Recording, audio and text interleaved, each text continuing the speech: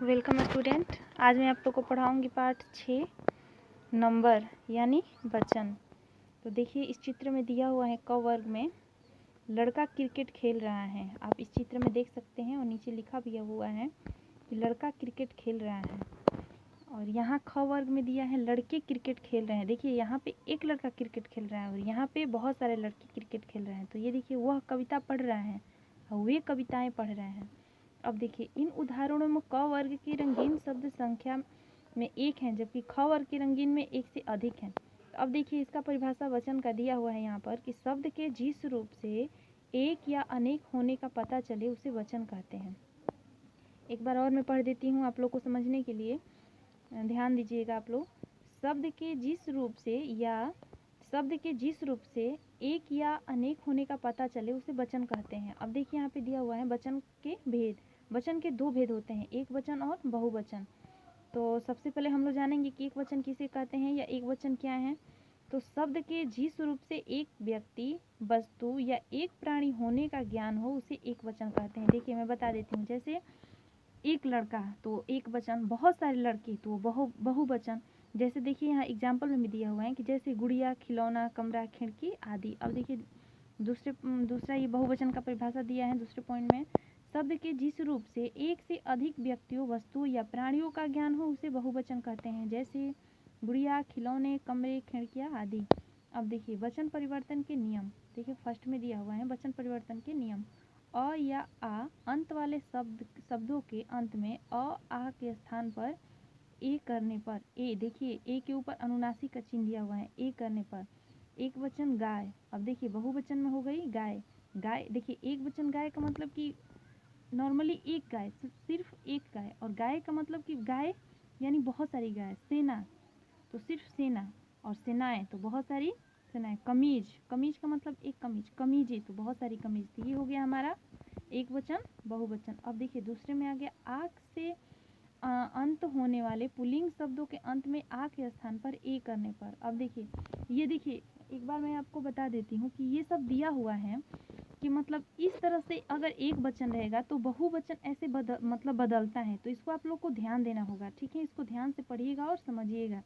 अब देखिए दूसरे पॉइंट में दिया हुआ है कि आ से अंत होने वाले पुल्लिंग शब्दों के अंत में आ के स्थान पर ए करने पर। तो एक वचन में दिया हुआ है घोड़ा और बहुवचन में दिया हुआ है घोड़े। तो अब देखिए घोड़ा यानी एक घोड़ा और घोड़े मतलब बहुत सारे घोड़े। देखिए यहाँ पे भी कपड़ा, कपड़े, ये सब आप लोग इसको पढ़िएगा और समझिएगा। देखिए थर्ड नंबर दिया हुआ है ई या बड़ी ई अंत वाले स्त्रीलिंग शब्दों के अंत में ई और बड़ी ई के स्थान पर या करने पर। अब देखिए ई या के ऊपर अनुनासिक का चिन्ह लगा हुआ है। अब देखिए एक वचन में दिया है रोटी, बहुवचन रोटियाँ, एक वचन जाति, बहुवचन जातियाँ। इसी तरह फोर्थ नंबर में 4 नंबर में दिया हुआ है, ये देखिए छोटा ऊ और बड़ा ऊ व औ अंत वाले शब्दों के अंत में ए जोड़कर अंतिम बड़ा ऊ को ए। अब देखिए एक वचन में गौ। देखिए मतलब इस तरह से दिया हुआ है, ये समझाया हुआ है, बताया हुआ है यहाँ पर कि अगर इस तरह से एक वचन में अगर कोई शब्द आता है और आपको दे दिया जाएगा कि इससे बहुवचन बनाइए, तो आप आसानी से इसको बना सकते हैं, याद कर सकते हैं। कॉपी पर इसको रिवीजन कीजिएगा ताकि आपको आसानी से बनाने में आपको दिक्कत नहीं होगा। अब देखिए एक वचन में दिया हुआ है गौ, बहुवचन में हो जाएगा गौवे। एक वचन में बधू, बधुए। अब देखिए 5 नंबर में या अंत वाले स्त्रीलिंग शब्दों के या को या करने पर। अब देखिए एक वचन में दिया है चूहिया। अब यहाँ पे चूहिया, वहीं चूहिया यहाँ पे या के ऊपर अनुनासिक हो गया तो ये बहुवचन हो गया। देखिए बंदरिया, देखिए बंदरिया भी यहाँ पे लिखा हुआ है और यहाँ पे बंदरिया लिखा हुआ है, लेकिन या के ऊपर देखिए अनुनासिक का चिन्ह दिया हुआ है तो ये बहुत सारी हो गई, बहुवचन हो गया। अब देखिए 6 नंबर अंत में गण जन वर्ग के साथ बहुवचन एक वचन मित्र। देखिए मित्र यानी मित्र, मित्र एक मित्र हो सकता है, लेकिन बहुवचन मित्रगण तो यानी बहुत सारे मित्रगण। विद्वान, अब देखिए यहाँ पे विद्वमंडल, ठीक है ना, मतलब सारे लोग। अब देखिए यहाँ पे दिए हैं छात्र, छात्रगण, कर्मचारी, कर्मचारीगण मतलब सब लोग। इसी तरह देखिए नोट में दिया हुआ है कि अनुस्वार, देखिए ऊपर अनुस्वार का ये चिन्ह है। अनुस्वार के अनुनासिक का प्रयोग मानक हिंदी में स्वीकृत किया गया है। अब देखिए वचन संबंधी विशेष बातें, इस पे आप लोग ध्यान दीजिएगा और इसको समझिएगा। बड़ों के प्रति सम्मान प्रकट करने के लिए एक वचन के स्थान पर बहुवचन का प्रयोग किया जाता है। जैसे पटेल लौह पुरुष थे क्रिया बहुवचन का प्रयोग है। मेरे भाई डॉक्टर हैं, मेरा भाई के स्थान पर मेरे भाई का प्रयोग आदर सूचक है। ठीक है, अगर मान लीजिए देखिए वर्ड में देता कि मेरा भाई डॉक्टर है, तो ये क्या मेरा भाई के स्थान पर मेरे भाई का प्रयोग आदर सूचक है। ठीक है ना, तो यहाँ पे अगर मेरा रहता वो अच्छा नहीं लगता, लेकिन मेरे दिया हुआ है तो वो उसमें रिस्पेक्ट झलक रहा है कि मेरे भाई डॉक्टर हैं। ये सुनने में भी पढ़ने में भी लग रहा है कि हाँ इसमें रिस्पेक्ट छुपा हुआ है, मतलब हम अपने भाई को रिस्पेक्ट दे रहे हैं। आदर सूचक वर्ड हो जा रहा है मेरे। अब देखिए दूसरा नंबर में कभी कभी वक्ता सर्वनाम में एक वचन के स्थान पर बहुवचन का प्रयोग करता है। मालिक ने नौकर से कहा कि द्वार बंद कर दो, हम जा रहे हैं। यहाँ मालिक अकेला है पर हम बहुवचन का प्रयोग किया है।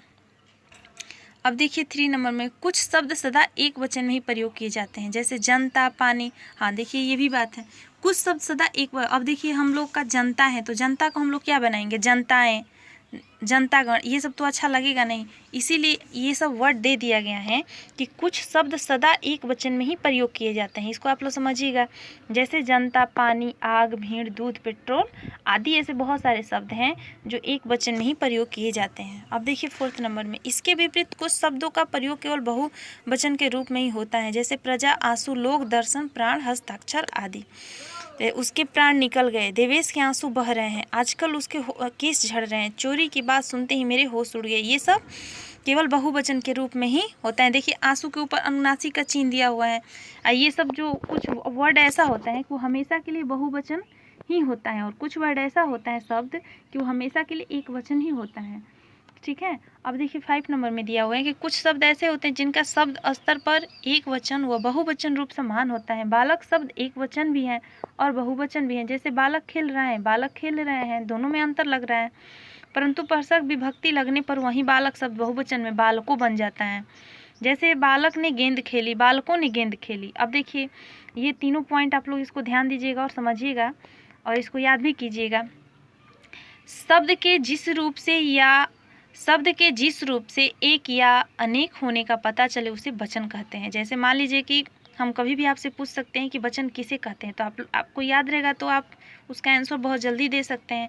तो यहाँ पे ये दिया हुआ है, इसको याद कर लीजिएगा। ठीक है, शब्द के जिस रूप से एक या अनेक होने का पता चले उसे वचन कहते हैं।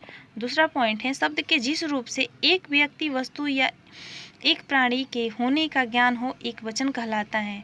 सबसे लास्ट वाला ऑप्शन है हम लोग का पॉइंट है, शब्द के जिस रूप से एक से अधिक व्यक्तियों, वस्तु या प्राणियों का ज्ञान हो बहुवचन कहलाता है।